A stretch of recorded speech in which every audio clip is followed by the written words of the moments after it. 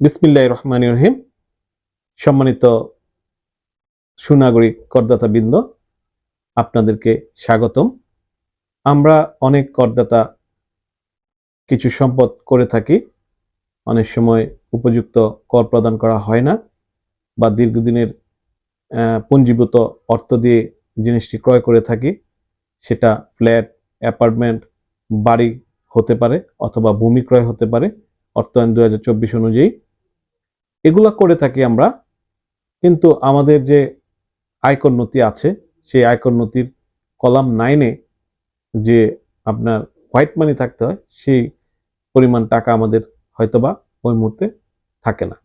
বাস্তবে বিভিন্নভাবে আমি ওই টাকাগুলো সংগ্রহ করে, অথবা হতে পারে বাস্তবতা এরকম হয় যে আমি কিছু কর কম দিয়ে ফাঁকি দিয়ে টাকাগুলো আমি জমিয়েছি, এখন এই সম্পদটা করেছি, এখন আমি দেখাতে বাধ্য।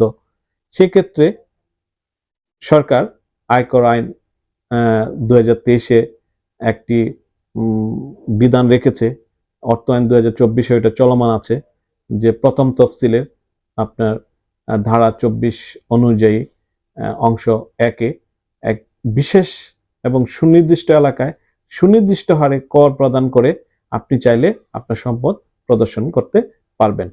আশা করি যারা আপনারা মূল্যবান ফ্ল্যাট, প্লট বা গাড়ি অথবা আপনারা ভূমি, বিশেষ করে গাড়ি না, ভূমি ক্রয় করেছেন, তারা তাদের আয়কর নথিতে সময় মতোই যে বছরই ক্রয় করেছেন ওই বছরের কর বছরই আপনি আপনার আয়কর নথিতে আপনার নিজের